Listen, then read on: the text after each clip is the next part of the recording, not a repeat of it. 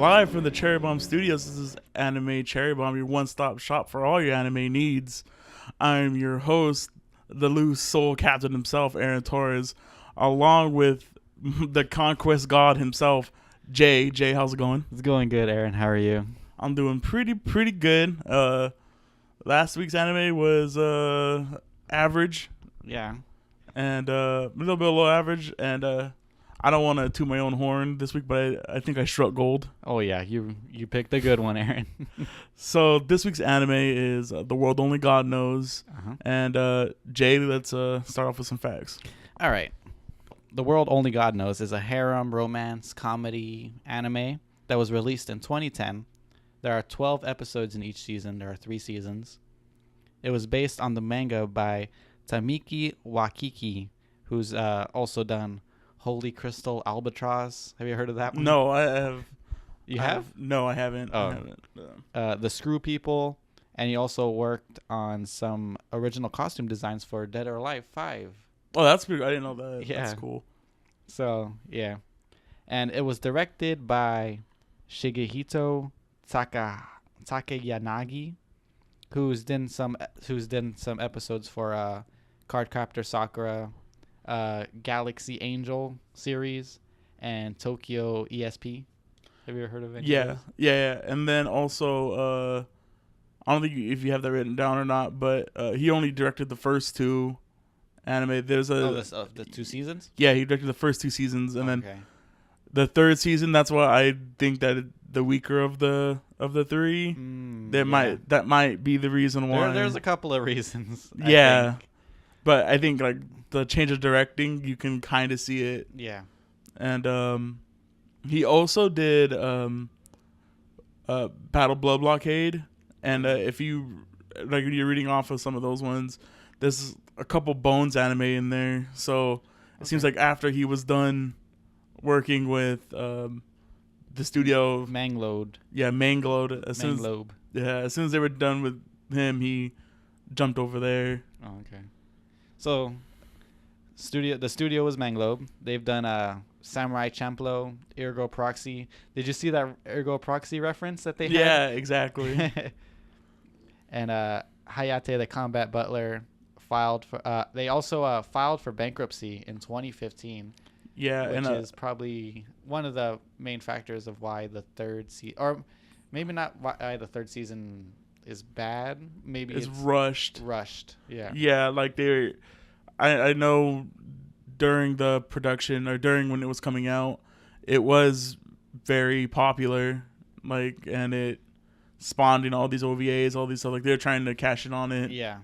And it's pretty sad. I think I shared with you earlier this week that they announced their bankruptcy with 1 episode left in their last anime. Yeah. Which was Gangsta, which is a pretty cool anime in itself also. Mm-hmm.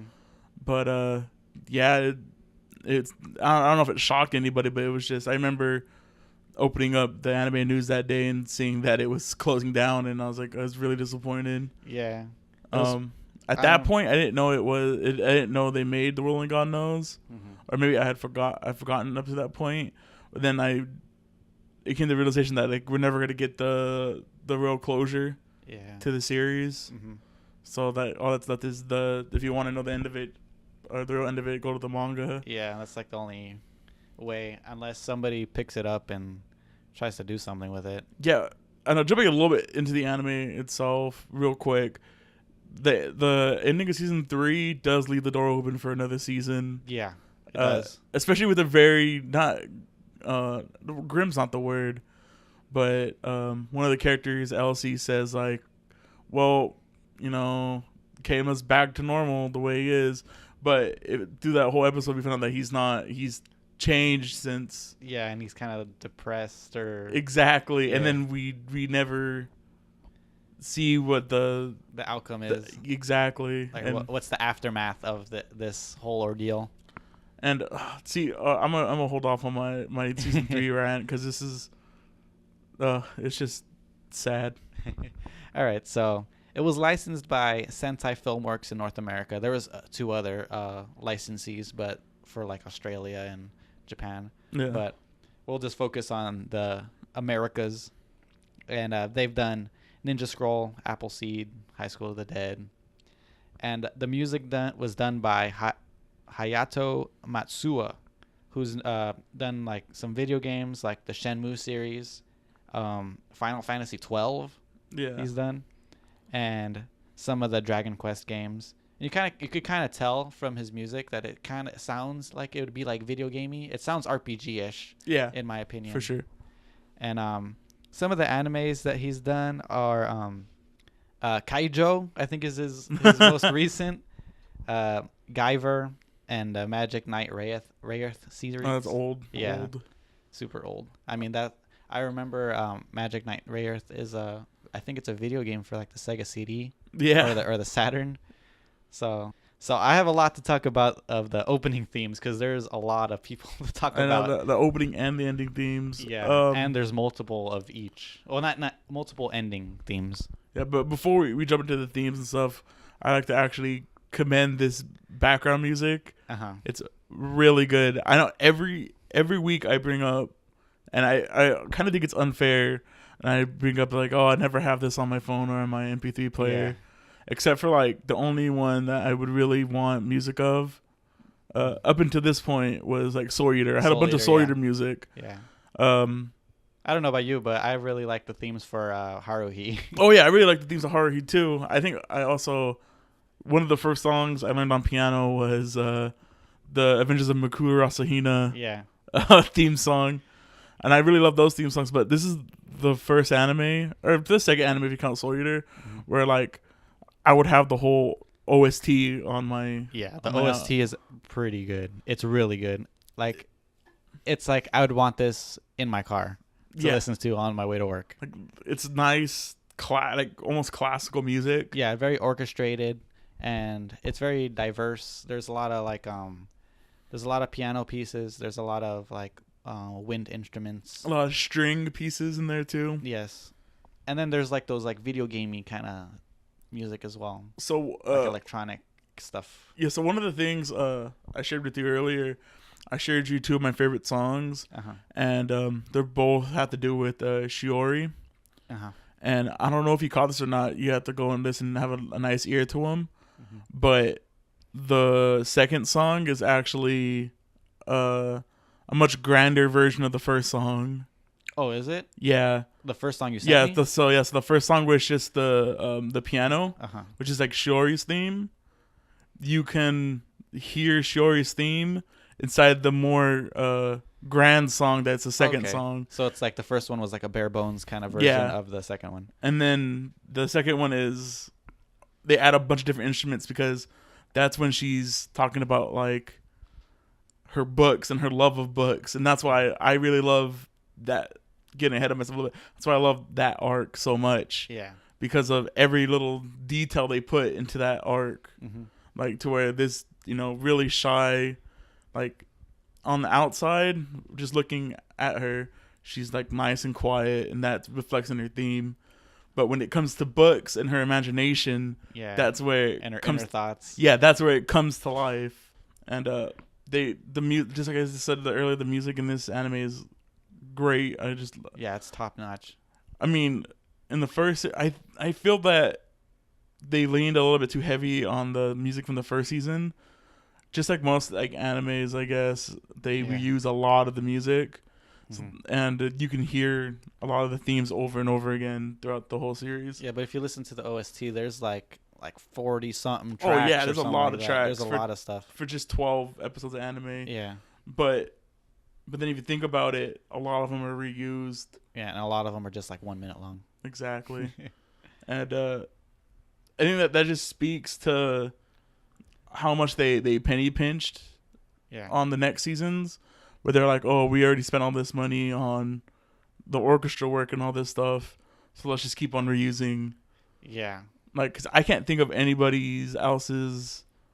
Like, if you would play me, like, simple tracks from the first season, I can name you which memory I associate with every song of that of that track. Maybe the few misses I could have, but a lot of the ones from season 2, like the unique songs of season 2, I couldn't tell you off the top of my head. and this I'm pretty sure there's none in season 3 that are unique to season 3. They're all just reused from the past seasons. Besides that, the last. Well, I guess that's a theme. Never mind. Yeah, except for like the insert songs. Yeah. Like there's some canon insert songs that are in 2 and 3. Yeah. There's the Memory of First Love. Yeah. But that's song. technically the ending theme. Yeah. But go ahead, you hit us with the themes. Okay. So the opening theme for the first season was performed by an artist named Elsia, or Elisa, under the name Ontario, the world only God knows. Now, Elsia is a singer slash fashion model who's worked on the themes for F. Is that how you pronounce it? F, a Tale of Memories. Yeah. I don't know how you pronounce it. It's EF. She's also worked on The Irregular at Magic High School, and the movie called Expelled from Paradise. Never heard of those. Never heard. I've heard of the other ones, but not Expelled from Paradise. Okay. And the ending theme was performed by the Groove Party, God Only Knows, which is composed of the voice actresses of the first season. As we all know, running theme of my likes is I love it when they can get the voice actors to do the ending song, and yeah. This one they literally get every voice actor to do their own version of the solo. Oh god! And then that all culminates. I don't think they ever play it, but there's a version where all of them are singing at once. Yeah, I think the first ending theme it's like each voice actress does their own solo part, and I think the choruses are all together, right? Yeah. But there's one where it's all of them singing everything. All of them singing everything together. Okay. And the only time I think I heard it in the anime was at the end of season 3. Uh-huh. You can hear it. But yeah, I really enjoyed over all the other themes. These are like the 2 I revisit often. I revisit a lot of openings from time to time when I'm bored. Uh-huh. That opening and those endings I really, really like. Yeah. So along with those, that opening, that ending, there are also 3 special ending themes.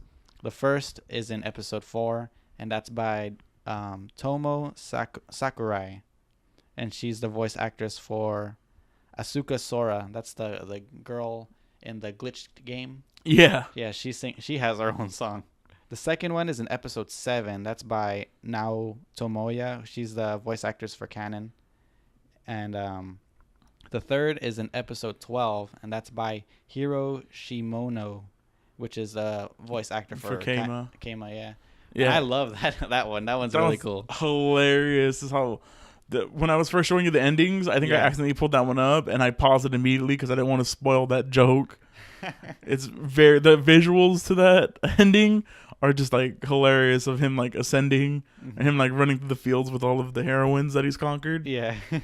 That episode's actually pretty good. Yeah. About him going into God mode. Yeah. And then taking like 3 years off of his life, or he just gets really tired. Yeah. And all the controllers that he has. That's really exactly. Cool. And you can like name all the systems. Well, so you're a big system guy, right? Yeah. What was the ancient thing that he was booting up with the cassette? Yeah, what was that? Do you know what that was? I don't know. The only thing that's how deep it is. That's a super deep cut. That's probably a Japan exclusive, because the only console that I know is that uses cassettes is the Atari Supercharger, which is like an add-on to like one of the Atari consoles. I think it's a 7800. I don't know. Maybe we can do some research to find out what that was. But yeah, if you know what that is, I'd be very interested to know. That was like one of the strongest jokes in that episode. Is like all of the systems fell on him, and then he looks over, and the only thing that saved that system was because it was still loading the game. Yeah. But the thing is, Keima, like there's some episodes in season 3. No, in the OVA where he's a little kid and he's playing a Game Gear. So does that mean he bought older consoles? Because the Game Gear is like 16-bit era, so that means he's like he must have rebought like the Famicom and all that. Yeah, other like stuff. he did have, like, if you look at all the consoles he has in his room, Yeah. like, he does have like a So Famicom. that he probably went back to play older games. Yeah, which is pretty cool. When he was older. Yeah. Yeah. So he really is the conquest god if he goes back. Ex- He's not only playing the up to date stuff. He's going back. He's going like, back playing the older stuff as well. Like, one of my favorite scenes is I forget what the game's called, but it's called like Heroin Derby or something like that. Oh, the horse game? The horse game, yeah. And he goes and he's like, he's like, there's a lot of releases in here, and he pulls out all the releases from the beginning to last. Yeah. And I think one of them was it was a Sega, like an old Sega console Yeah. version, and he started playing that, and it was like, that's pretty. I don't know. I really like that weird attention to detail in that episode. Yeah. That's what we got for season 2. So season 2, the opening themes was also performed by Elsia and another person called Leah. And now Leah is a singer-songwriter who worked on the music for some visual novels like Air and Clannad. And she worked on animes like Angel Beat and Initial D, Fourth Stage. Mm-hmm. And the ending themes for season 2 was also done by the Groove Party, only God knows. But this time it's comprised of the second season cast. So, what I think, this is where you can start seeing them cut corners. Yeah. It's with the theme songs, because it was a little extra to have everybody have their own theme song. Mm-hmm. But in the second season, they just cut it all out. It's just all one song, and they all just take turns in the song. Yeah. Which is what normally, maybe it's just because it was like spoiling us to have that many theme songs in the first one. Yeah. And then I felt like it was a good song, but I do agree with you that it did seem kind of like they were cutting corners with not having each voice actress have their own solo or something. So the problem I have with this opening and this ending, right, Yeah. is that it's following up two like great endings, Yeah. openings and endings. Yeah. Especially the opening. The opening is really, really good. Uh-huh. And the second and the third one they're good. They just don't compare to the first one. Yeah. It's like, I feel like a lot of anime has that problem, but it's like they have one really, really good song, really, really, really good like animation that goes with it, and then everything else gets compared to that. Mm-hmm. And even though the ones that come after it are, good, they're just not as good as what follows. So, along with the second season's opening and ending, there are some special songs. There's a special version of the opening theme that is used for the ending of episodes 16 and 20. And it's performed by Kanai Ito, who's the actress for Elsie, and Saori Hayami, who's the actress for Hakua. And in episode 24, they just used the first season's theme song as the ending. Yeah, which I kind of laughed, because it was like usually that spot, like an ending spot like that, will go to your opening. Yeah. And then they just fell back to the first season's opening. Yeah. And I was like, I think that even acknowledges that song was a lot stronger and resonates more with people. Just like how you're gonna mention in the next segment, the ending song appears at the end. The first ending song appears at the end of the third season. Mm-hmm. So like, why couldn't they just put their own ending song, or that own seasons? Because they're not, to me, they're just not as good as, or not as iconic as those 3 songs. Yeah. Or 2 songs, my bad. Okay. All right, so jumping to the third season, the opening was performed by Saori Hayami, who's Hakua, and the ending theme again was performed by the female cast, and each one this time did their own solo rendition. Mm-hmm. And it's cool because like at the end you could see like the shadow of whoever was singing. Yeah, I thought that was a nice touch. So episode 32 had its own ending theme performed by now Toyama, which is canon again. And episode 34 has a different ending performed by Saori, which is Hakua. And finally, episode 36, the last episode, has a song by 2B Pencils at the school festival, and it was performed by Kana Asumi, which is Chihiro, and I don't know if you Naoi, which is canon. so I don't know if you probably didn't watch that OVA, right? Oh, when she Where forms they the band. formed the band. No, I haven't. So it's literally a K-On reference. Is it? Yeah. So Elsie, I don't know if you know K-On. Yeah. K-On is short for the Light Music Club. Okay. So it's K-On. It's some sort of abbreviation for Light Music Club is K-On. And Elsie's the one who comes up with the idea for the band. And she's like, oh, we should make a Light Music Club. I've just seen an anime about it. And it's like parody because I don't know if you were watching anime back then or currently watching anime back then. But there was a lot of music anime Was there? that came out of K-On. People trying to Imitate it? jump on the light music Bandwagon? yeah. And I remember watching a little bit of K-On! The only music anime that I remember that I really liked was Beck. Beck was one of them that, like, just so That was before K-On! Though, right? Beck? yeah, a little bit before, but like Moe girls Oh, okay. playing music, Mm. like it became a little genre on its own for a little bit, Okay. a Pacific niche, you know. All right, so that's all I have for like the themes. We can hop over to cross media if you have any. Do you have anything else to say about the themes? Or No, just that those first two were really, really good. yeah, you could tell that they spent a lot of money on like the music aspect. For sure. That's probably another factor that helped the bankruptcy. Oh my god, just putting too much. I don't know if you we may watch Gangsta one day, Yeah. and you can see how much love they put into Gangsta too. But How many seasons are in Gangsta? one, One? it's just 12 episodes, Oh wow. and the 12th episode ends on a oh well we'll see you next season, wink wink kind of. Oh wow. But yeah, it's like So- it yeah, like never to be seen again. All right, so you want to hop into cross media? So yeah, so the only things that we really have for this cross media is that the manga and then the light novel that follows Yeah. different characters. Doesn't even follow Kama. It would have been cool if there was like some sort of video game. Yeah, that's what we were talking about before we started recording. Like it's such an easy slam dunk Yeah. to make a video game off of this, Mhm. and they just never did it. Yeah. There's a lot of OVAs. There's what 4 OVAs, right? One that involves the band. So it's two two that involves not Shiori, Tenri, Tenri. and one about Canon. Yeah, Magical Girl Yeah. canon. But yeah, I think that's all of them. Right. Wait, I think there's 2 canon ones. I want to say, but I'm not 100% That's a lot sure. of OVAs. Exactly. That I think that also which is why they're trying to get out of bankruptcy was Mm-hmm. they're trying to do as many projects as they could, Yeah. and it didn't help them in the end.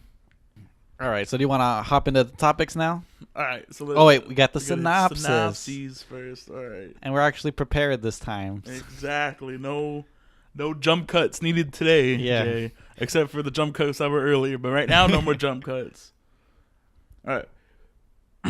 Dating sim master Keima Katsuragi wants nothing more than to immerse himself in the 2D world, chasing digital girlfriends.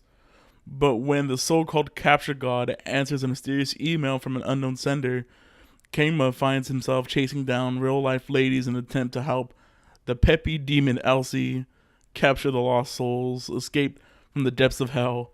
Now, lest the explosive collar around his neck detonate, Keima must convince various girls to fall in love with him in order to scare out the souls hiding within their hearts. Yeah. That's pretty much the discussion for season 1 and 2, and I guess 3 in a way. Mm-hmm. I never really understood how scummy the premise was Yeah. until watching it this next one. But I can actually enjoy in season 2, before he casts Chihiro, Uh-huh. you can see it starting to weigh down on him a little bit. Mm-hmm. Like He he doesn't like he doesn't want to do it anymore. he doesn't like doing this. Like he's relieved that the girls forget about him Yeah. as he conquers them. Mm-hmm. And but just he, like he was even in the OVA that I saw. He was even relieved when Tenra was technically Nora's capture, not his. Right. And then it's just how like if you break it down to the bare bones, this is like Master Seducer the anime. Yeah. And like how he exploits these girls' feelings down to a mechanical science. level, you Yeah. know? And like but even though he can break it down to a science, even he gets caught up Yeah, he in gets the tripped up emotion. a couple times. Yeah, I think almost sometimes he gets caught up in like the human aspect of it because it's not a game where everything goes according to plan. Yeah. And even though he gets to point A to point B, there are parts that he gets tripped up on, Mm-hmm. and like that's the human part of it.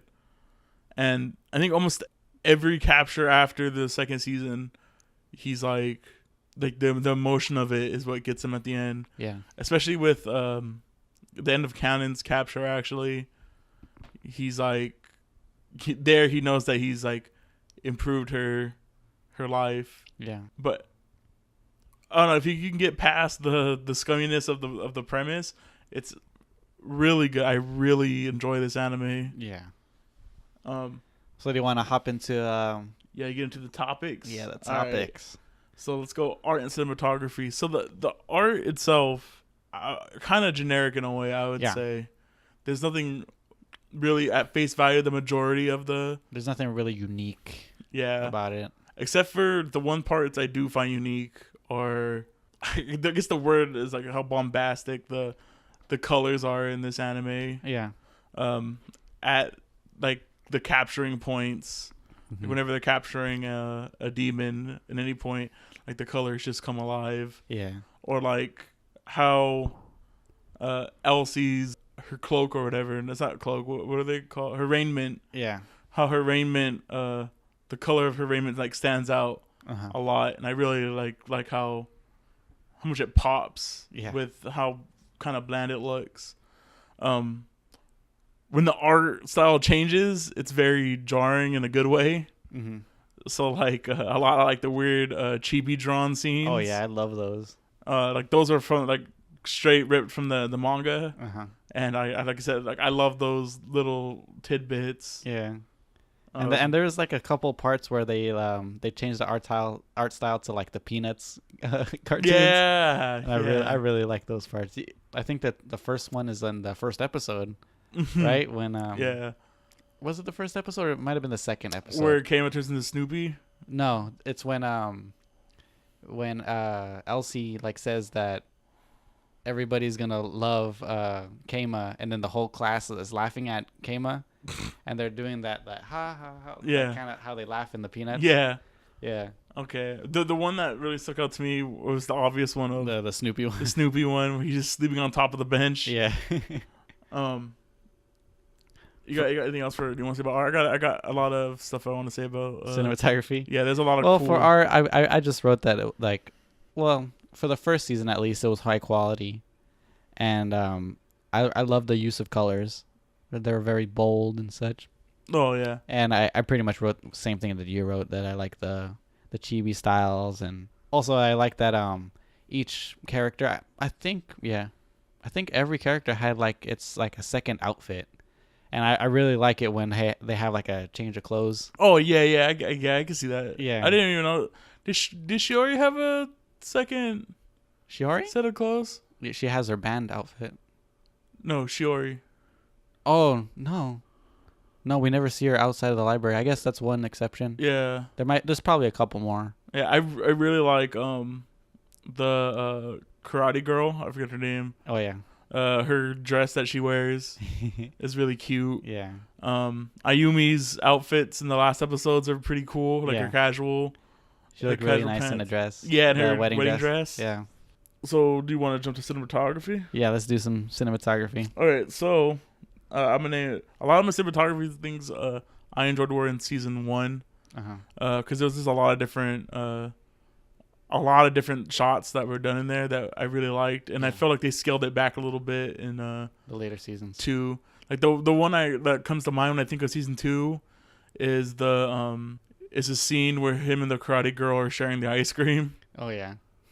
and then like it's like weirdly high detailed as they lick the ice cream. Yeah. The other ones that I really like that I kind of enjoy that they moved on from it, like they didn't try to recreate it as much in the second season, was a lot of the pop out gags they would do, like when Kama would explain his methodology of things, and it had like a little cutout of different animation to go. Like I'm kind of glad they didn't keep on trying to do that, and they did it a few times with a little bit less like energy to it. Like it was more just like a solid explanation. But the one that really stuck out to me that made me laugh the most was in the second episode, Kane was talking to Elsie about how she can't be his little sister, and he lays out the BMW, the BMW facts, the criteria, and then it like turns into initial D in the background as he's describing all these stuff that what it takes for the perfect like Imoto or little sister character. Yeah. And as he's explaining it, you see this car doing these drifts and all this stuff, and Elsie's not even paying attention to what Kama's saying. She's watching the car in the background go, and just like that scene shows a lot of character in both of them. Yeah, like how Kama takes this stuff so seriously that. And Elsie's like a airhead. Yeah, and like she's not even paying attention. Like whatever gets her attention more is what gets her attention more, you know. Another really great scene that like really really hit me like in a deep spot was there's a scene. I think it's in episode 10 where Shiori's talking to Kama, and like she's not really talking to him. Like it's in her head. And Kama's starting to make her mad, and like she wants to say something but she can't. And then, as her anger or frustration of like herself that she wants to say something, it shows her vision start to blur. Okay. And like growing up, I was kind of a shy kid, and I've felt that emotion before. Yeah. Where like you want to say something so bad. And you're just frustrated, and like your vision starts blurring because you're just like, it's all pent up and stuff. Yeah, and I really like that came from that scene. Must have come from somebody who's experienced that. Like, and I really enjoyed that little nod. Yeah, for me, what I wrote for cinematography is that like a lot of the shots, I feel like they were like chosen with like intent, like there was no shots that were like wasted. Yeah, wasted. Everything had like a purpose. So like some of the shots that really stick out to me are like in the first season. Well, for the first season, the one that sticks out to me the most is when Kama's trying to infiltrate the library in Shiori's arc, and they make that big hole in the ceiling, and then he falls down, and that there's like a shot of him, like a upward shot of Kama, and he crosses his legs, and then like Shiori's reaction. That whole scene was pretty. I think you didn't like that scene. No. You're making a weird face. No, because I'm thinking about that scene because it's funny because she's like, "How'd you get in here?" Yeah, and then it cuts to Elsie on top, and she's like, "Kami Nisama, are you okay?" But she's like whispering to not get Shiori's attention. Yeah. But when you were saying that, it super reminded me of some scenes I really liked. Actually, if you don't mind me, go ahead. Some. So in Mio's arc, when you first discover that she's actually poor, they like her father's dead, but they never explicitly say that she's dead, that the person's dead until like the very end. They never say the word death or he's gone, but the fact that he's like, oh, your dad, you never light incense from or whatever. Yeah. Like all these like things of saying he's dead, but not straight up just saying like he's dead. And then like there's like a scene where like he's like, well, the chairman, and then it goes to the scene with the cupboard, and the cupboard's closed, and that's his shrine. Yeah. And which is like a very, if you watch any kind of anime where there's death, there's always like a shrine or whatever to the person who's dead. Yeah. And I just really like the cinematography of that scene, and the writing of that scene is really great, where they can convey that all these feelings are happening without even saying The what- words. the words that are actually happening. Yeah. So yeah, go ahead. You can go. All right. So in the second season, what really sticks out to me was that whole montage of Chihiro going to school. There's like a montage like where she sees a cat, she makes some faces at it. Yeah, that whole scene I really liked it. And then they redid that scene later after her After soul the was conquest. after the conquest. That scene gives a lot of cool character stuff, but like I said, without using words to convey, like you're just using images Yeah. to convey her character. Yeah, she's doing the same thing, but you could tell that she's like happier. Yeah. I wanted to ask you something real quick. Yeah. Go ahead. About Chihiro. So you know how like some of these characters like their souls that go into them, and then they have like some sort of like weird power, like Canon is like like invisible and stuff like that. Yeah. So before you finish the question, the one thing I didn't notice was Shiori got the power to read faster. She got the what? The power to read faster. The what now? So Shiori, if you didn't notice, there's always like a lot of books. Oh, around she could her. read faster. She could read faster. Okay. Yeah. So you think that's her power? They say it in the anime. Oh, they did? Yeah. It Oh. it manifested as she could read faster. Oh. Did it have anything to do with her memory as well? I have no idea. Because she remembers like 1,000 books about fire trucks. Exactly. So I don't know about that, but they were saying that when they were talking about the power that loose souls give people, Yeah. that's what he brought up. He brought up that Canon could do invisible, Shiori could read faster. And that's when I didn't know up to that point. Oh. She could read faster, but apparently she could read faster. And then the karate girl could split her soul, Yeah. and that was all thanks to the loose spirit. Yeah. I was gonna ask you. My question was: is Chihiro's power making it rain? Maybe, I don't know. Because her all like in the themes and stuff, she's always has an umbrella. Right. So I was thinking that maybe she causes it to rain. I mean, she does say that she likes the rain. Yeah, that could be it. And Mm-hmm. then the sun comes out after he's Yeah. When they did the redo that the montage, it's like the sun's out and it's bright and stuff. Yeah, exactly. So maybe, I don't know. I don't think they ever make a point of it. Yeah. I But wonder what maybe it Ayumi's is. was.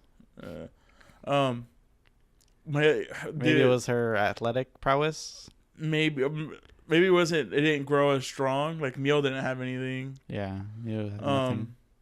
Because all the cool ones that They skip. they skip, like We're getting a little bit off topic. exactly. though. No, just a little bit off topic, just about the power of like souls. Yeah. There's one that makes somebody grow giant, like a kaiju sized. Really? Yeah, There was one like that? yeah. So there's one. I knew about the one the that were makes them small. Yeah, I know about the shrinking one. Yeah, which is a really good one. Uh-huh. But then I think either before that or right after that was the one about the Giantess. giantess. Yeah, and it's just like hilarious that he has to. What kind of personality did she have? She was an older woman. She was Okay. an older woman, smoker, drove a convertible car, like a cool like older a- woman.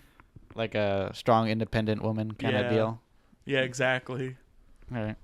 But anyway, back to cinematography. Yeah, back to cinematography. Okay, so I'm about to drop some knowledge on Aaron right now. Have you ever heard of the term pillow shot No, from film or whatever? no. What? It's primarily used in like Japanese stuff, and I feel that season 3 has a lot of pillow shots that they use. And okay, let me just tell you what pillow What's a pillow shot? Yeah. yeah. So a pillow shot is a shot where they show a still image or like just not a still image, but like a shot of something that's not moving, and it really has nothing to do with what's going on, but it kind of like sets the mood of like or like some sort of atmosphere. Like and the one that I'm thinking of that I really enjoyed in season 3 was the episode where Kenma was sick, Mm-hmm. and I think it was before Chihiro got into the house, but it's when Ayumi brought water up to him, and there was a shot of an empty jug, and it was just the empty jug. It didn't really Right. add anything to the story, but it kind of like sets the mood of like what was going on. Like Yeah, they're okay. they're alone. Yeah. Okay, And I they're get, I like- get you. Yeah, but there's quite a few of those in season 3. I didn't really catch any in season 1 or season 2. Is that I mean, is it a filler technique? Is that what that is?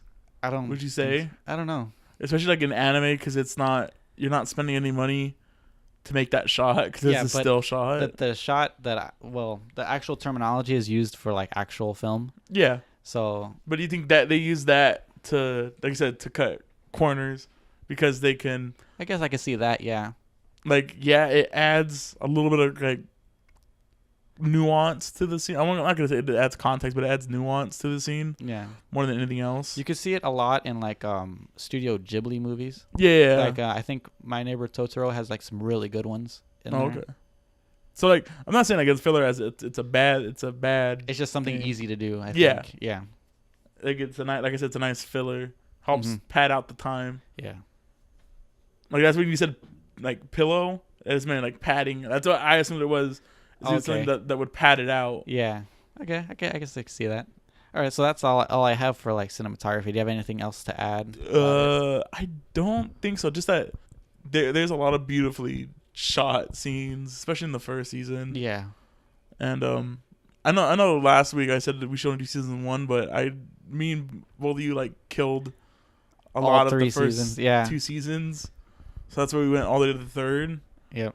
And It was how it went was like when the last podcast ended, we decided just to do season 1, and then you texted me like, "Hey, if you want, we could like tackle season 2." yeah, And then I texted you, "Hey, we might as well add season 3." exactly. Because I think that first night I killed like half the anime in one sitting, and I was like, I did as well. we can go 2 seasons if we have to go. And then Yeah. you killed it in like another 2 days. And you're like, oh, well, I got 4 extra days to do the next one. Yeah. So And when I texted you about season 3, that day I finished 7 episodes in like one morning. yeah, it's really good. Like I said, I can't stress enough how great it is. Yeah. All right. So what's the next topic? Okay, we got characters. Characters. All right, here we go. You want to talk about least or first? I don't have a lot to talk about for least. We should go least first, just because it'll be the faster of the two first. Do you want to go first? Yeah, or- I'll go first.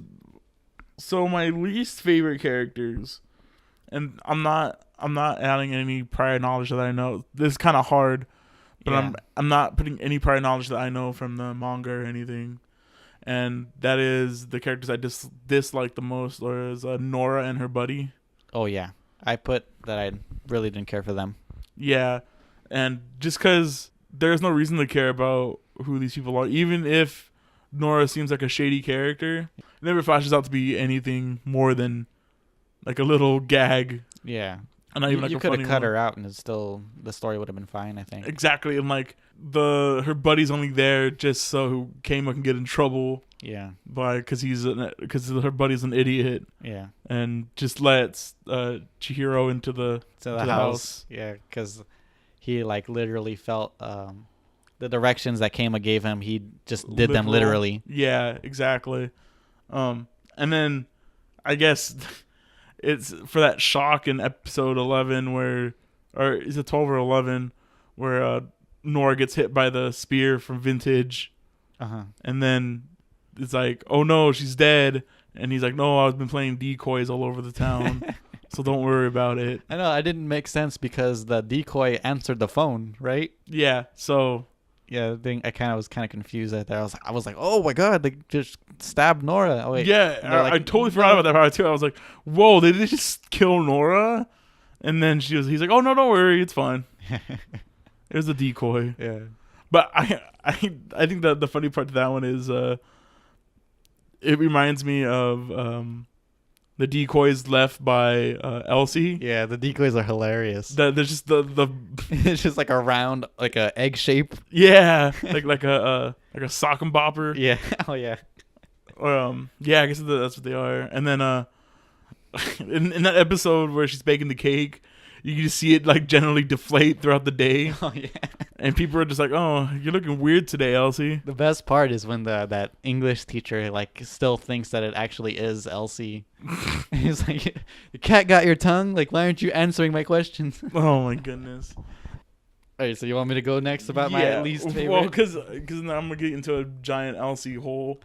Because I really like when Aqua's pretending to be Hawk was pretending to be Elsie, and like she's like mimicking her how she talks. It's fucking hilarious. Yeah. But yeah, you can hit your least favorite. All right, so I wrote that as well as Nora and her partner I didn't really care for, but I think my least favorite capture was Nagase, the student teacher. Yeah, so I think I hit you with that. Like everyone's capture is probably like an A, or like a really really good, but hers is like a B minus, almost C. Yeah. Or like you could have cut her out and put someone else in there, and it wouldn't have mattered. Yeah. Like I would have honestly had rather have seen, Tenry. Tenry, or Yoon. Especially Tenry. I'd like to see, because she's such an important character in the. Yeah, she is. And then the other two girls as well would have been great to be in there. They're the two goddesses. Yeah, Yui, and the other one has a hard name. It's like I know it's like I have it right here. Skiyuyo. It's Tsukiyo. Yes, Skuyo. Skuyo, yeah. I like her story is really cool, and so I'm gonna get into like stuff that I hate about the third season. Is that in that first episode, it just shows you the climaxes of each of the captures. It just glosses over everything, gives you the cliff notes. Yeah, and I was like, going on. And everyone, I was like, man, this would have been so cool if they showed the whole thing. Yeah. Because how they animated those two endings are really, really cool. Yeah. But you don't get much context to them. And what I found kind of annoying is that the last episode of season 2 is they kind of like tease you with all these characters. I forgot about that. And I was like, that's where the salt came from going to the third season. I was like, I really want to see these people. I know. I even texted you that I was excited about the swimmer. Oh no! I was like, hell yeah, there's gonna be a swimmer. I love swimmers. I love swimming anime. Yeah, that's what it turned into. It turns into a swimming anime. Yeah, and it. But they skipped out. Like you're telling me that there's a whole bunch of them that they skipped. So I think at the end of the second season, he's captured 6. Yeah, and then season 3 opens up and he's caught 14. Mm-hmm. So we have skipped half of his conquests. Yeah. And that's where I think season 3 falters a lot, especially at its ending. Yeah. Because season 3 is, to me, it's a celebration of everything that came before it. Uh-huh. So in order for it to have the most impact, you need to know more about the other characters. Yeah, more about what has happened. Why does he care about these characters a lot? Yeah. Especially the two girls that needed to be told. The 3 girls that needed to be told for you to understand everything that's going on in this arc. Yeah. But just for them to be like, oh, we caught all these girls that at the end Vintage captures all the girls that he's captured. Yeah, but it's like we don't know half of them. We don't care about half of them. Exactly. Like we have no attachment to any of these girls. We don't know what happened with the ramen girl. We don't know what happened. I was about to say, I want to know about the ramen girl. Yeah, we don't know about the ghost girl. We don't know about the giantess. We don't know about the shogi girl. We don't know about all these girls. Mm-hmm. Like some that I can't even remember. There's 8 of them. I can't even know off the top of my head. Yeah. And there's also like a 4th character that's really important to the plot that, and I forget her name, but she's the dirty trench coat wearing girl in the last episode. Oh, the one that infiltrated the loose unit, whatever it's called, the loose soul unit. The girl with the green hair. No. It's a girl, like she has like a scarf and she has like a lab coat on. Oh yeah, she's like she was like a scientist person, right? Yeah. She was one of the captures, right? Yeah, she was one of the captures. She was actually a failed capture, or what he thought was a failed capture. But she ended up being part of the Loose Souls team, along with their teacher, Oh is somewhat related to the Loose Souls team, and that's conveyed in that arc, but we It's never see that. yeah. And the anime kind of assumes that You read it. you've read it and you Yeah. know what's going on, which is it's kind of a failure in my eyes. It's like a bad move on yeah. their part. And then I was telling you, I felt really slighted at the end of it, where they just show all the girls at the end Yeah. and like what happened to them. It's like, oh, now you care about these characters? Yeah. Now you're showing me even more characters that I don't know about. Yeah, exactly. So You want to go into That's- favorite characters now? yeah, that's because that's a We're jump getting- into we're my getting- worst. Yeah, We're getting angry right now. that's exactly. So let's talk about our favorites. All right, so I have a big list of favorite characters. Okay. I want to prevent this from becoming Scum's Wish on a larger level, because I know we can say a lot of things about every character. Yeah. So I only talked a lot about like my super favorites. I know. So I already talked a little bit about Elsie. Like I really Yeah. like how Yeah, Elsie Elsie's was childlike. Yeah, Elsie was my first one that I wrote about. I need to show you after this, but the original pilot, like one shot to Rolling God Knows, Elsie had a way different character design, Really? and I'm glad that they changed it. They basically she was Nora, Oh god. so she was a tall, busty, ditzy character. Tan? Was she tan? No, she wasn't tan, but they basically they took Nora's body type. Okay. And it was Elsie, Okay, that's good. and that she they was didn't do like that. more sexualized. Mhm.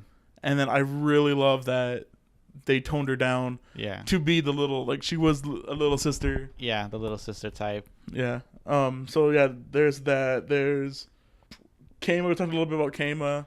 Oh yeah, Kama's straight hilarious. up the man. Yeah. Oh, I love like everything about his character is pretty funny. I was kind of disappointed that he doesn't take off his glasses more often, because like I think the first two captures he took off his glasses to like be like serious, Yeah. and he after that didn't really happen, Um. because he's really good looking without his glasses. Exactly. Then there's Shiori. I know I talked a lot about Shiori. There's a lot of cool stuff. She's a cutie.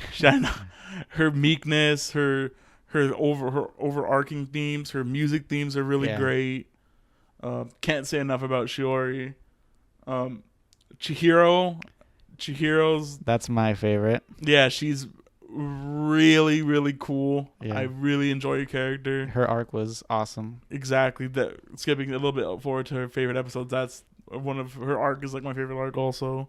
Well, one thing about Chihiro is what I love about her is that they talk about how she's like the most normal of the captures, and that like there's like nothing that really defines her. She doesn't have like a quirk about her, Yeah. and I feel like for that very reason, that's what makes her stand out amongst all of these people Yeah, that like have she's not like a weird. Yeah, she's not a weirdo. Yeah, she doesn't have like she's not athletic. She's not. I don't know, but I think that's she's what. part of the go home Yeah. club, basically. Yeah, go home and do nothing club. That's what I really liked about her, and her like wishy-washy, like I don't really know what I'm doing with my life personality. I could really relate to her. Like go with the flow Yeah. kind of person. And then she eventually plays guitar like me. What I really like about Chihiro the most Uh-huh. is that she's the one girl that Kama didn't directly try to conquer. Yeah. Like you could tell right away that she liked him to begin with, Mm-hmm. and it's like the whole series is the only I think honest love in the series. Like Yeah. everyone else, Kama kind of manipulates them into loving him, Mm-hmm. but he never tries to do it to Chihiro. He's actively trying not to get her to fall in love with him and Yeah. love somebody else. In the arc, he's actually trying to get her to confess to another person. Yeah, exactly. And she indirectly ends up falling in love. No, well, she's always liked him. Yeah, she always liked him. And it's really cool. I really like that part about Yeah. that story. It's really heartwarming. Yeah, exactly. And then I got Ayumi. Ayumi's awesome. the first tone She'll- setting. Yeah. The first girl was also his last capture, Yeah. that was a really cool circle. Uh-huh. I really love the scene where he's like, he's all, you're not down to get married, and then like just shows them up to her parents. And then even her parents are like, this is boring, I'm going back to sleep. At first they were angry. Well, the dad was angry. Angry, But then they just kind of did the back and forth, and then they just left. And then like my classic favorite character is Mio. Yeah. I just really like her arc. Yeah, her And arc is cool. And like I have a thing for like tsundere lollies, and she's one of them. And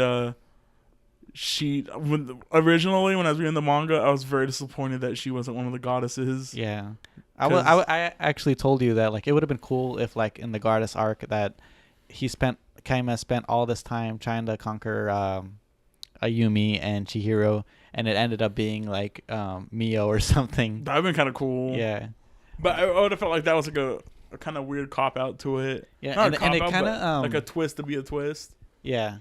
Like I really liked how the twist was already that he's like, oh, it has to be Chihiro because Yeah. Chihiro has so much love for me. Yeah. Which makes it even more harder that when he turns her down, Yeah. it's like Such a heartbreaking moment. And they kind of tease you like in the so they imply that like some of the girls like kind of remember Keima after they capture him, and Mio's one of the characters because she kind of like stares at Keima at the end of her arc. yeah, exactly. After he explains to her how much money she has because she doesn't know how much Yeah. how to count change. And then didn't she give him like some bread at the end too? Did Am she? I tripping? I thought No, maybe I'm tripping. That was the teacher. Yeah. The teacher arc. Yeah, you're right. She gave him a sandwich. And then they skipped a bunch of cool things. See, like it's all about like jumping to skipping things like Yeah. the Kaon, like when Canon shows up and she's like, hey, have we met somewhere before? Oh yeah, they and skipped he's that like- first part. She asked that. Yeah, he's the like, first no. time she asked. And then it's just like cut in there. It's like spliced in the third season. Yeah. And there's some scenes in the second season, I think at the end of the episode, where they start kind of hinting at people starting to remember, Mm-hmm. and like a lot of afraid. The one that I think that's a hint that they're starting to remember is like Canon has like her songs about heartbreak and stuff. Yeah. But that can also just be generic idol fodder. Song, yeah. So I hogged up a bunch of time for my favorite characters, or try not to hog up too much. So who do you got on your list? Well, I have Elsie. For that's the first one I wrote because at first we were just doing the first season and I just wrote her. And real quick about Elsie, I haven't mentioned it before. I love her quirk about her liking fire trucks so much, yeah. and how much it's shown off in the later seasons. Like it's a joke that's always in the background, Yeah. but it's always there. Uh-huh. Like just how when they're She's like looking backstage and she's playing with a truck. a fire truck, or the one I mentioned to you like late at night because I was watching it was in her room, in Elsie's room, she has fire truck stickers. And like how she continued to learn about fire trucks, like when her and she's up in the Hakwa look for her loose soul, Uh-huh. and then she sees the fire truck pass by, Yeah. and she's oh look, there's a fire engine. So, oh, and there's a pumper.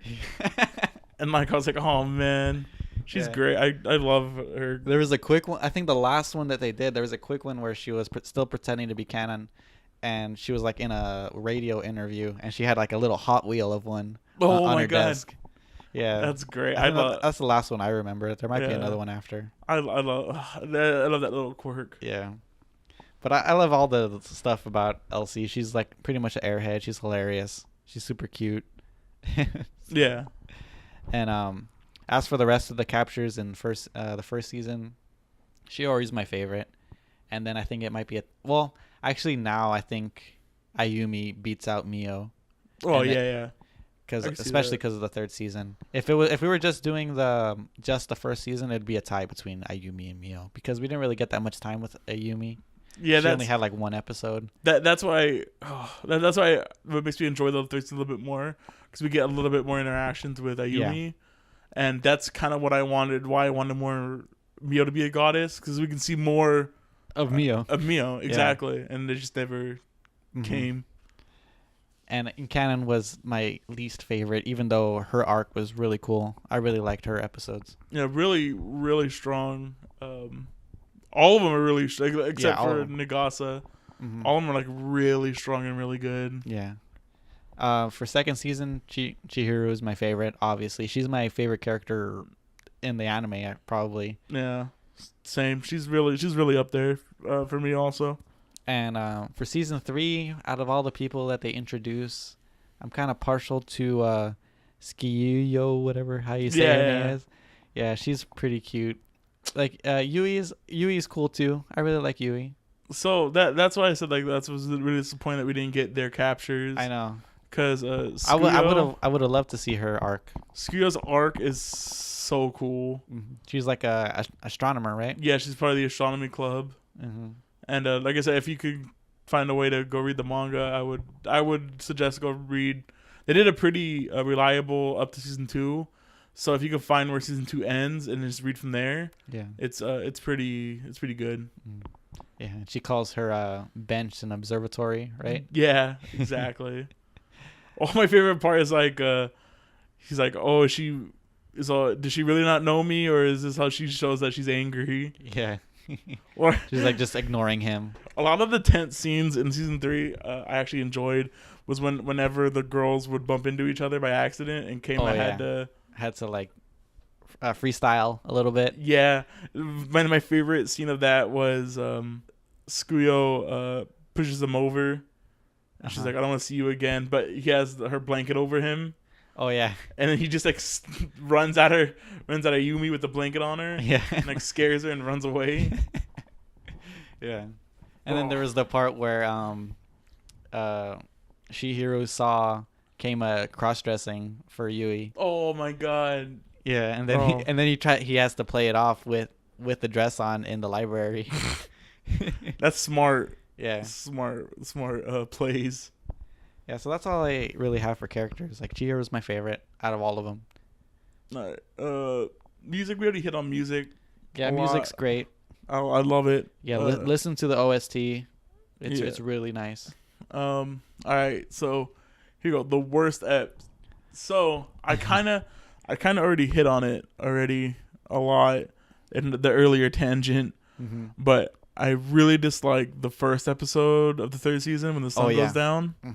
Just because like it's badly paced on trying to catch you up. Yeah, it goes like lightning quick. Everything goes fast. Yeah, the audio mixing is weird on that whole season. So that's why I assume this is the broadcast version. Yeah, so it just seems like it was rushed, like quality wise. And then the second favorite scene, I think they go together really well, is the last episode of the season. Like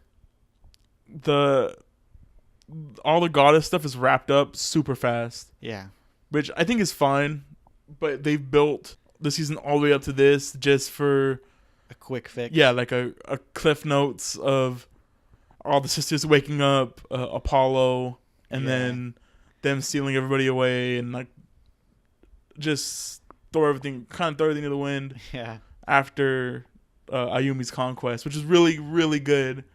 But everything after that conquest is like nothing. Like I really love it's just like a montage of what happened with the goddesses. Exactly. I really love the scene where Chihiro sees the pick, her pick inside Keima's pocket. Yeah. And then she takes it back. And then it's like even right there you could tell that, Keima still cares for her because he's still caring. Like he's changed clothes, but he still has the pick on him. Yeah.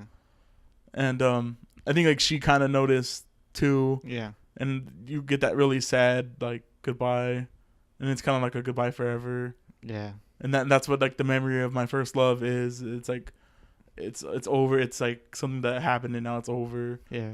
And even Keima like feels sad. Like that's really good. I really like that character development. And then it hits you, like I said, it hits you with that oh, here's how these girls ended or whatever. Yeah. And it's like, I don't. According to this anime, I shouldn't care about these characters Yeah. because you didn't give me the time to enjoy them. Yeah. And then it ends with the cliffhanger of like, well, maybe we'll be back, maybe we won't, and as we know now, it's most likely never gonna come back. Yeah. And it's disappointing to say the least. Like I was saying earlier, I know. I think that was my catchphrase last episode was like, it's just really disappointing. Yeah.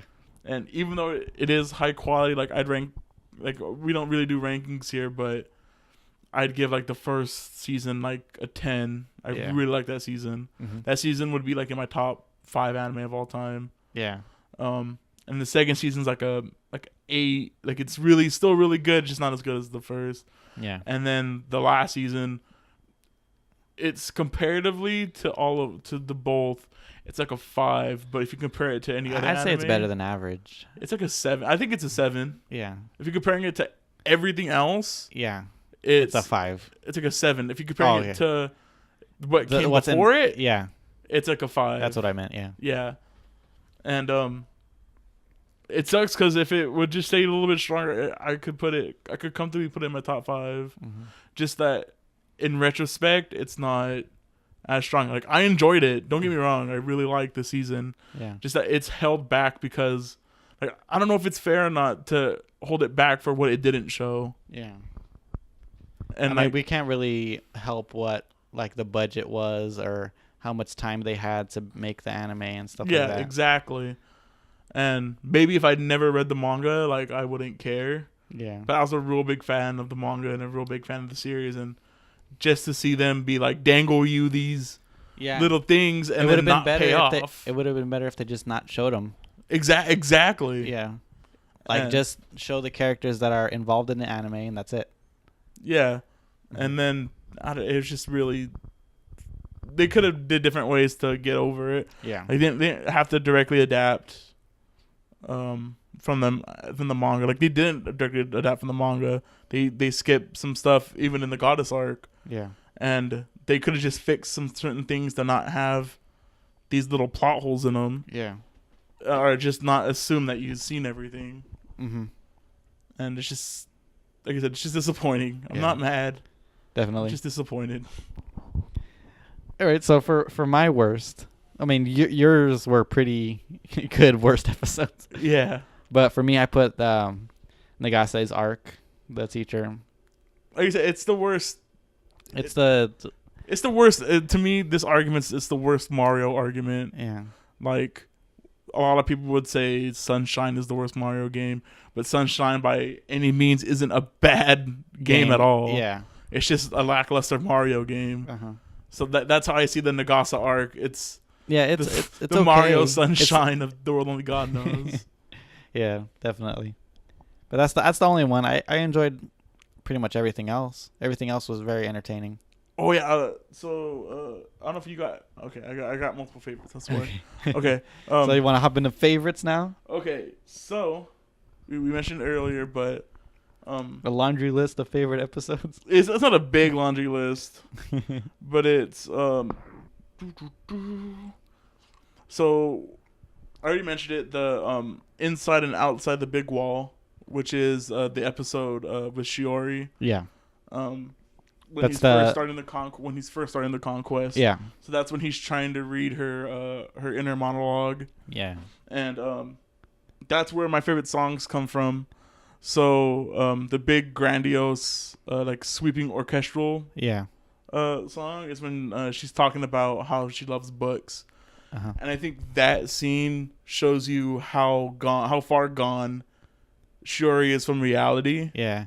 which shows comparatively every girl up until this point has been sort of tame. Yeah. Even somebody who he couldn't really relate to, which was Canon, because she's an idol. Mm-hmm. But Shiori, since she was a kid, has like secluded herself in this world, Yeah. and which makes her heart even more closed off than any other character that he's been involved with. Yeah. And just this scene of her talking about like books are life, books are love, books are memories, books are all Oh, these yeah. grand things to the world. Like, not only shows a lot about her character, it like just shows how hard it's gonna be for Kama to get over this hump. Yeah. And I just that scene with the music in it is wonderful Uh-huh. about her putting herself in all these book roles. And then the other scene I really love of that episode is when she gets the list of books that she has to dispose of, Oh, yeah. and how like heartbroken she is as she's getting these books that are either gonna go to used bookstores or other libraries, and then she gets to order and she can't say they're gonna get thrown Trashed, out yeah. or trashed, and like she's just really sad about it. Mm-hmm. And then which leads to like another hilarious scene where the scene I mentioned earlier with in the next episode with her blurry vision Yeah. and her talking to Kama and calling him an idiot. Yeah. Baka, exactly. And then we have It Always Rains when we get there. So that's the first episode of the Chihiro Conquest, Yeah. where we finally see what these conquests are, like the mental strain it's putting on Kama. Yeah. And I really like that the author addressed that, like, yeah, Kama's doing these things, but it's weighing on him mentally and emotionally. Yeah. And I would also feel that stress too of he's making like all these memories and getting caught up in his own feelings just for them to disappear. Forget about him. Yeah. I put that whole arc as my favorite. Oh yeah, episode. for sure. It's the like Shiori's arc, and we mentioned earlier like Shiori's arc and Chihiro's arc are really strong. I don't know if you know this, but the author got Chihiro's name from a train station. Really? Yeah, she's named after a train station. That's pretty funny. Yeah. And then my last one, which is my favorite filler episode I put on here, which is Summer Wars. Uh-huh. So that's the episode where Kama finds his perfect heroine. Yeah, and the best game that he's ever played. Exactly, and it's like horribly written And horribly She's drawn. like horribly drawn, but for some reason he's in love with this character. Yeah. And it's- he's even playing the game super slow just yeah, to savor enjoy it. Yeah. And I watched that scene again because it's just hilarious. Of like, he's like, "Oh, I found the 4-leaf clover," and she's like, "I don't want a 4-leaf clover. I have one of those. I need a 5-leaf clover." So, will you be my 5th leaf? And I'm like, "Oh my god, it's so cheesy." And it cuts out, Yeah. and she's just like T-posing. Mhm. Like it's not even like anything special. Oh my goodness, that episode's hilarious. And then the second half of the episode's not as good because it's about him trying to come up with a good dating sim, Yeah. his perfect dating sim. I don't think it's as strong.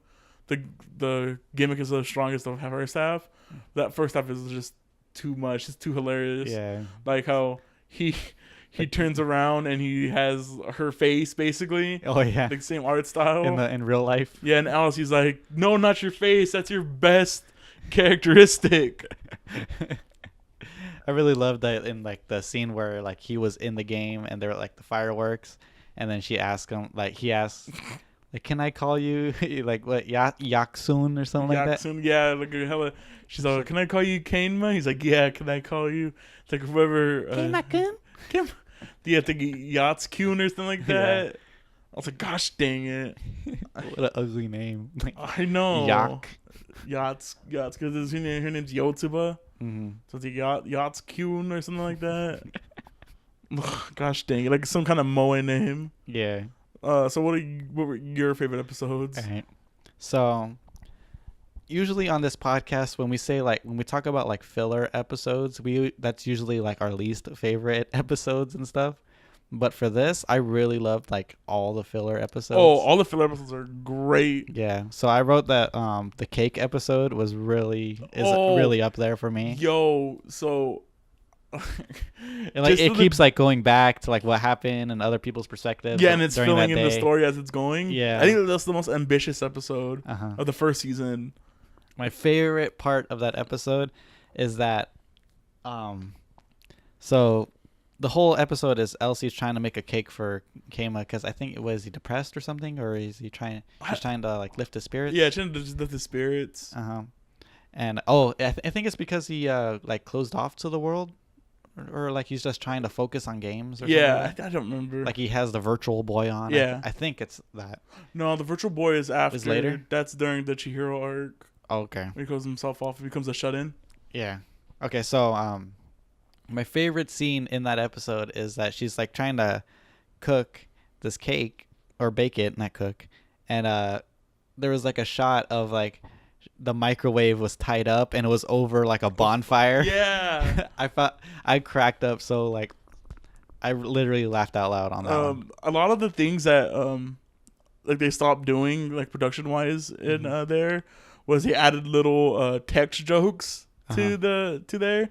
I don't know if you caught that text joke in there, but where it just says something on the top, right? Real quick. And the thing on the top for that one was like, please do not put your oven over a fire. Yeah. And like there's like a lot of little small jokes like that throughout the series, like just text jokes.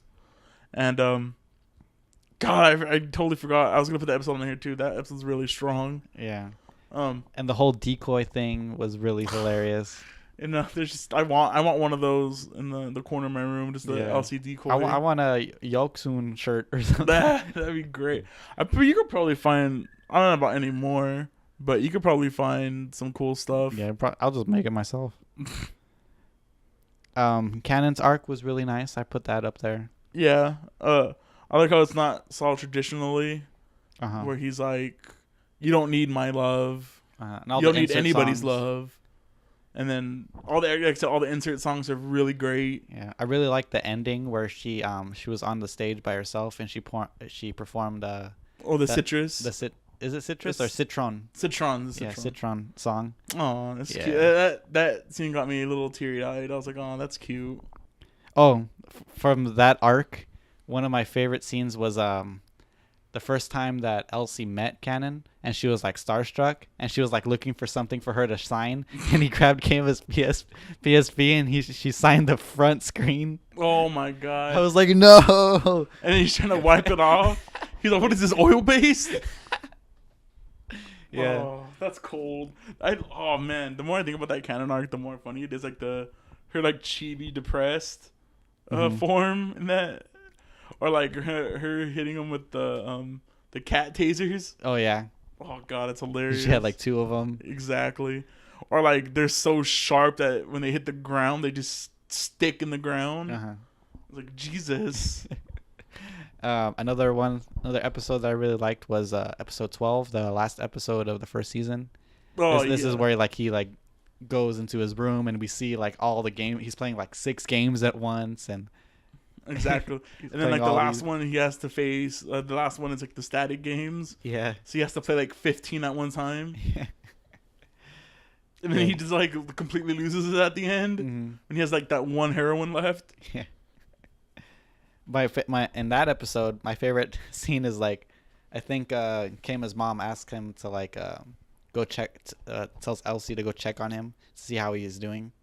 And she goes in, she cracks open the door and she's like, Kama, are you doing okay? And he's like doing this weird stretch on his belly where he's like holding his legs. Oh my God. So one thing that I going back to that cake episode, a little fact that was in there, I don't know if you noticed or not, but Kama's mom's a grease monkey. Oh yeah, she's like she used to be a gangster, right? Yeah, she used to be. They didn't really show it, but she used to be like a gangster in high school. Yeah. And the dad like tamed her basically. And then there's a scene like you just go to like once you know that little factoid, you can go back to a lot of scenes where she gets mad and she puts her hair down and she totally looks like a female biker. Yeah.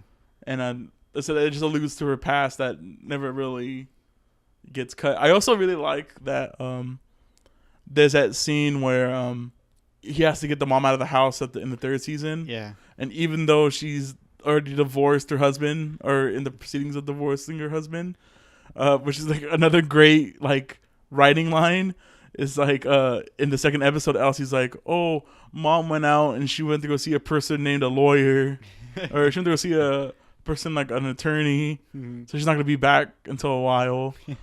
And then like in the manga too, I want to say they don't get rid of her. I don't think they do. Uh-huh. And how they get Aqua to stay there is that Aqua says that she's also a illegitimate child yeah. from the dad, and they play that off too. Like it's like the same. It's the same joke, but it doesn't get less funny. It's pretty. Yeah. Still says pretty strong. All right, so another episode that I enjoyed was the episode where Keima tells Elsie to buy the rare game. Oh yeah. Yeah. That's another good one. Yeah, and that's the episode where he finds that really like weird game, the Yokun one or whatever. Yeah, exactly. And then I thought he when he first like was going to the bargain bin, I thought he was gonna find the rare game in there, but it ended up being like that weird game. and then he ended up falling in love with it. Yeah. And then Elsie buys like a DVD instead of the game. Oh my god. And then do you got any other? Oh, the episode where Keima gets sick. Oh, that's that's really a dope strong episode. Really, really strong episode where he's trying to hide two of my favorite girls in his house. Oh my god, what a gangster move! And then like she hits him with the Chihiro hits him with the "I love you." Yeah. And then he has oh to my pretend, god. Then he has to pretend like he didn't hear. That's like, brutal. Oh, dang it, man. Chihiro just gets the short end of the stick like a bunch of times. Exactly. That's why I'm really glad in the manga they do end up together. They do end up together at the end. Spoilers, they do. Exactly, and she does reject him initially. Yeah. But then they end up getting together. Yeah. And it's really cute, and I'm really happy for that ending. Yeah, me too. We have a lot. There's a lot of great episodes in here. Even in the third season, that there's episodes that salvage that season, and like I said, it's really, really good. Yeah, but the whole and every episode after the sick episode was pretty well. Apart from like what you said, that last scene of where they show all the other captures that we didn't get to see, but for the most part, everything after that sick episode was pretty good. Yeah, I really liked it. Like I think everything. It's like like I said, the first episode sucks. The last episode sucks. The last 5 minutes of the last episode sucks. Yeah. But everything in between that is really good. Yeah. I really liked. Except for any time where they brought up what they didn't show. Oh yeah. Yeah. Like just something that reminded me that they messed up. They skipped stuff. Exactly, is what really made me disappointed the most. Mm-hmm. Yeah, the whole sick scene, Chihiro's confession, both times, like the one where she confessed in his room, that was really touching. Then the actual real confession when they're like out on the roof. Oh. Yeah, that one was. That's heartbreaking when she's like, yeah, I was like, my first time. It's like, no. Like I had totally forgot that scene was there, and when it started, I was like, no, I forgot about this. That's the kind of scene that like, oh no, I have to be ready. I'm not ready to watch this. I was like, no, Keima, please don't do it. Yeah. I mean, when I was watching that, I was watching it on my bed, and my wife was like next to me, like on her computer. I was watching it, and I was saying out loud like, no, please don't do this. Oh no. Yeah, and my wife was like, what are you doing? Why are you yelling? I can see that. I can see Nancy totally doing that. Yeah. Oh my god, that scene causes so much stress in me. I mean, it's like it's like you get that high of like, oh my god, she loves him. She loved him this whole time, and then bam, like he just flat out reject, like the worst rejection like ever. But what's crazy is that like he never looks her in the eyes the whole time. Yeah. And that's really strong about it. And how bad she's like, Ayumi talks to him right after he doesn't. She's like, why did you do that? Uh-huh. He's like, well, because like he has to come up with like a reason, some sort of lie. Or actually, my favorite part is like about that scene. He's like, all right, I need to let her down, like this, and this, like doing it how he usually does, like in his calculating in his head, but then he goes like, "Is this the right thing to do?" Mm-hmm. And like, Yeah, he there has was, there was second like a thoughts. conflict in himself Exactly. because you could tell that he didn't want to do it. Yeah. He wanted to like get with her or something or Uh, confess his true feelings. that sucks. Yeah, but then after that, the whole thing with Ayumi, those were great episodes as well. Well, like even during the conquest, he's like, he's kind of mad because he's like, he keeps on thinking about her, Yeah, like in a romantic way, and he's like, no, I'm not gonna. This isn't my conquest. Like I need to not think about her in this way. yeah, And even then, that's pretty sad. yeah. Um, But I think that's all I really have.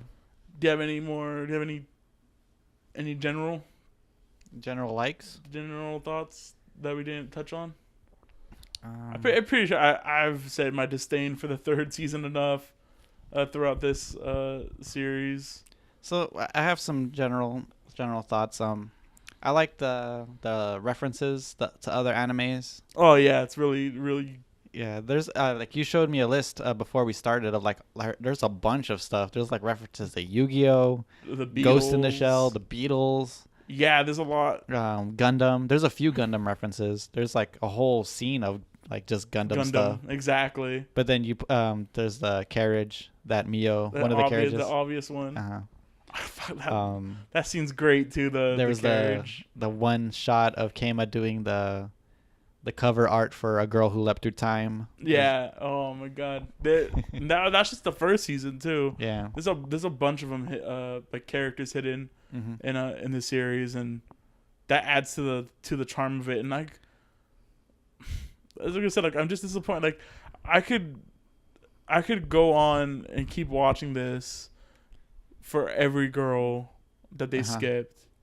Yeah. Like I used to always tell my friends, like, do you think the gimmick at the end of season 2 ran its course? And I don't think so. I think you could still keep, because the real gimmick, to me, the real gimmick isn't that he's capturing girls.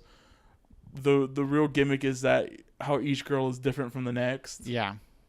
And just depending on how strong each of the girls' gimmicks are, that's the strong of the show. Just so you can see like how the Nagasa arc isn't that strong because her gimmick isn't really that strong. Yeah, she's a wrestling fan. Yeah, she's a teacher. Yeah, but then like you said, like the giantess arc, Yeah, that had been really cool to see. I mentioned to you earlier the swimming girl. Her arc is told totally through her. Yeah, and with her seeing Keima in the background. Yeah. And that's really cool, and that'd been really nice to see. Does she see him like as a stalker kind of type? Yeah, like originally it's like she's like, why is this person like always trying to talk to me, and why is this person taking notes around me? Yeah, and why is he so mean to that girl with him, which is Elsie? And that brings up the question, like they had enough material to do it, so like why not do it? Like it seems like a kind of a weird decision to just go into the goddess arc. So that's unless they knew that they were gonna go bankrupt or something. Maybe. Well, like I said, it's a change of director. Oh yeah. So maybe the director didn't want to do that and was more interested in doing the goddess arc than anything. I guess so. Yeah, that could have been it. Instead of just milking it for everything that was in it. Yeah, but I feel like even if they did milk it, people would still eat it up. It's like. It would have been cool to see. But I don't think we probably would have never finished it. We never would have got to the goddess arc if that was the case. When did the third season come out? What year? I would say 12 or 13. Okay. And they went bankrupt in 15, right? Yeah. Yeah, so. Okay, yeah. Then I guess we wouldn't. If they would have done a third season with the more of the characters, then we wouldn't have seen the goddess arc. And then the manga ended in 15. So. I don't know, like, they could have... Because I think it was 2009. Yeah. Was the first season, right? First season was... like either 10 or 9, right? Hold on. 2010. 2010, right? Yeah, the anime. And then the manga was 229? I think so. Or 9 or... I don't know, I want to say 7, but... Anyway. Yeah, we could have had, like, another... 2 seasons before we even got to the goddess arc. Yeah. This 14. Like the ghost girl could have really honestly been a because it's only like 2-3 chapters long. It's not that long of an arc. So it could have been just like an Ayumi episode. Yeah, or just could have one, just been like a one. Yeah, like one the thing. filler episode could have been about her, or the Shogi girl could have been only like 1 episode. Yeah. Those are like perfect like OVA episodes. Yeah. And then like the big 3-episode ones could have been Tenri. Tenri. I think Tenri was fine with the 2 episodes. You think so? Yeah. But all the other goddesses I think needed their own episodes Okay. and not just the massacred Cliff Note version of it. Yeah. I mean, besides of all the negativity from the 3rd season, I guess we've hit on the things that we would change. Yeah. Honestly, Yeah, we've pretty much already gone through it. And it would have been nice if we would have got all the girls. yeah. And then the actual ending would have Yeah. been great too. Mm-hmm. Other than that it that fixes all the problems I had with. Yeah. I mean, a lot of the middle girls that they skipped, it's fine they skipped them, like the ramen girl, the Shoki girl. The ramen girl wasn't interesting? She's okay, but she's skippable. Okay. That's my point. Like Nagasa is skippable. Mm-hmm. What they should have did was took out Nagasa And and put in Tenri, Oh, yeah. or like I said, put in any of the other girls in there. That had a goddess. Yeah, exactly. Like girls that needed to be in that needed stories that needed to be told and just Yeah. weren't told. Like if I had to choose one girl who had been included in the main series, it would have been Tenri because she's one of the most important ones because she's like the childhood friend. And she was the first character. goddess. Yeah, exactly. And she's the first goddess they show even the 2nd season. Mm-hmm. Like they show Tenri looking through a window, Uh-huh. and then you can see The halo? the halo. Yeah. Um, Yeah, other Yeah. than that, there's no there's no like things that would change. yeah. I mean, like always, we hit with more production money would have been great. Yeah, it would have been nice if Manglobe stayed in business. Exactly. So we can at least get the finale animated, but it's probably not going to happen Yeah. Unless me and Aaron hit the lottery, it's not gonna happen. unless this podcast takes off, and then Then we could just fund it ourselves. exactly. All right. So accessibility. If you can get past the scummy premise to begin with and just have fun with it, it's really great. I really enjoyed it. Yeah, there's a bit of fan service in it, but it's done tastefully. I think it's kind of funny. Yeah. Actually. What I don't think they really give in. They really give in to the They don't really give in to the fan service until season 3. Well, there is a couple of instances in it in like the first 2 seasons, but it's not. Like, It's not really strong. It's like not strong. The only one that I remember from the first season is like in the first episode when like I don't know if it's the first episode. I think it's talking about the bath scene. Yeah, Was where it the second episode where Elsie was it? goes in the bath? Yeah, and she says like I wanted to wash your butt or something. Yeah. Yeah, that's the. But like even that's played off for like. And jokes. I think everything after that it's like a bath related scene. That's the only fan service. And then like I said, like it doesn't really hit until like the 3rd season where they start doing like weird fan service stuff. Because I don't think there's any in Like the one with second. Tenri in the bath. There's one with like the Ayumi's taking a bath. Oh yeah. Oh, I guess this was the 3rd episode, the 3rd season where Hawk was taking a shower, or where Hawk was taking her bath and shower. Oh yeah. Like a lot of the fan service stuff is in season 3, Mm-hmm. which speaks to its like weird quality Weird directing. or lack of a weird lack of direction. Yeah.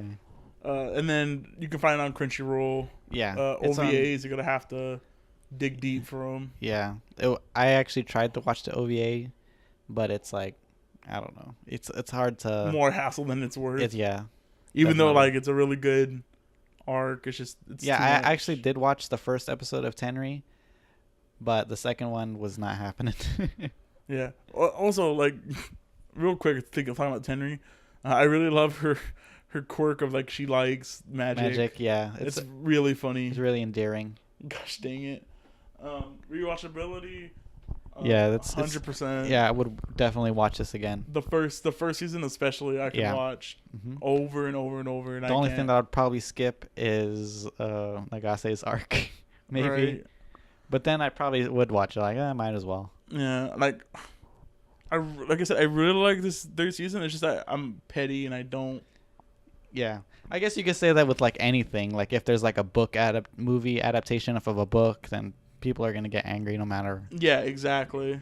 No How matter they what. handled the source material. Yeah, just like how I'm probably gonna get mad at Ready Player One Oh my god. because I already seen in the trailer that they changed one thing, And then you're like, yeah, I'm like, This is like my third or fourth time actually watching it. And really? Yeah. This is one of my like I do with Soul Go-to. Eater or I do with Haruhi is like Once a year? yeah, once a year I'll go through the. So I'll this go was through it. your This is my- 2018 watch? Yeah, basically. Usually I don't do the whole series. I usually do the first series. Uh-huh. Especially when I introduce it to somebody, I like watching it with them because it's just a really fun trip to go through them. Yeah, with somebody else. Yeah, I Yeah. can see that. And it's really great. Recommendations, high recommendation. Yeah, this is a high recommend. Even the crappy third season, it's worth it. It's worth it for Chihiro and Naomi. Yeah, at the end. definitely. Even with Skyo and what was the other girl's name? Yui. Yeah. Even with their characters, like kind of whatever. Oh, this reminds me, the scene where Shiori's writing her book. Oh yeah. And Kame was like rewriting the ending, and they're like passing it back and forth. Yeah. It's a really cute scene. Yeah. Or when he's reading it the first time, it's like blank, blank, blank, Yeah. and then Kama dies. He's like, Kama dies, and I wasn't sad about it at all. And I was like, yo, that's cold. Yeah. And then like just her rewriting her stories was really great. I loved it. Mm-hmm. Like I said, really high recommendation. Yeah. See, like, I want to put this anime in my top 5 so bad. Just that the quality doesn't stay consistent enough for it to stay in there. Yeah. But I really, really enjoy this anime. Mm-hmm. All right, so So that's with that wrapped up, it's my turn to pick, right? Jason. Well, first of all, you already here, folks. Being a scumbag isn't that bad. That's not if you're good at it, That's good. right? All right, Jay. So Okay. I don't want to put too much pressure on you from last week or this week, but what do you got? What do you got for me? Okay. So the next podcast is actually going to be our 10th episode. Believe it or not. Woof. So We did it. 10. yeah, 10 episodes. So I felt like we should do something big. Okay. So I picked this anime is actually still going on. Really? Yeah, and there's a lot of episodes. Okay. But we're gonna do. I don't even know how we're gonna do the first season because there's a lot of episodes in the first season. It's One Piece. Okay. We're gonna do One Piece. All right. Okay. So I don't know. Do you have you ever watched One Piece? So actually, I started on the voyage of trying to watch One Piece. You did already? Yeah, I've tried, and I don't know what stopped. How have you watched any of One Piece? Yeah, I have. Okay, so I watched a bit of it, and like you, I stopped. So okay, I didn't get that far. I only got to episode like 23, 24. Hmm. So what I would suggest how we do this is I'll go look it up in a little bit, Okay. but we should end it at the Sanji arc. Or actually, I have a couple of friends. I got 2 friends who are really, really big into One Piece, Okay. and I can get a recommendation of where we should stop. Okay. But I think the end of the Sanji arc would be pretty good. Okay. But Do you know what episode that is? no. If you give me a second, I can. Okay. Well, Look it up. we'll just look it up later. But I don't want to know. No one's really following our episode list anyway. But it'll be the end of the Sanji arc, which is Okay. probably like 27 or 30 around Okay. there. A decent amount. Yeah. Yeah, I was gonna suggest like 30 episodes, but I didn't want to stop in the middle of something. Of an arc. That's why. That's why I Yeah. picked the end of the Sanji arc. Yeah. It's probably a good stopping Because point. if we were to do the whole thing, it'd be like 60 episodes or something like that, and I think that's not very doable in 1 week. No, I know. Yeah, exactly. That's like double Flint. Oh my god, double Flint. Yeah. You know what? It might be an easier watch than Oh yeah, then than Flint. Flint. Yeah. But I think even no, yeah, because like I think it's like 65 or like 70 is the end of the First. arc. Yeah, Mm. but all right. Well, this sounds like it's gonna be pretty fun. Yeah, I'm excited. Did you think that I was gonna pick Digimon? No, I kind of hope. I kind of hope you did. That'd be pretty fun. Yeah. But Because I did ask you about Digimon. I was telling you that I was looking at Digimon yeah, exactly. earlier this week. I was kind of hoping, but I don't know what we wanted. But we're gonna hit eventually. Yeah, we'll It'll hit. be there. Maybe not in order for Digimon. No, there's some good. I want to start with good Digimon before we. Let's start the anything vintage else. Digimon. Yeah, exactly. All right, guys. So if you like us, follow us on SoundCloud. Subscribe to us on YouTube. They're both Anime Cherry Bomb if you want to find us. Hmm. Well, if you're listening, you already found us. Yeah, exactly. The on YouTube, the links are in the description for our SoundCloud, and I don't know if you can do it vice versa. If you can put the YouTube link in the I could put it in the description. yeah. Yeah, I could do that. I'll start doing that this episode. Yeah, or like I said, I've been lagging on it, but I need to make tiny URLs for them just so they're easier to find. Okay. Yeah, leave a comment. Yeah, tell us how you feel about this anime, how you like Chihiro. Exactly how you think Kame is the man. Yeah. Um, If you have any suggestions about anything, you could reach hit us out up. to us. Yeah, hit us up on YouTube or on SoundCloud. You can comment on SoundCloud. A lot of people don't know you could do that, but you can do that. Well, until next time, I think that was a podcast, Jay. Yep. All right, See you guys later. later.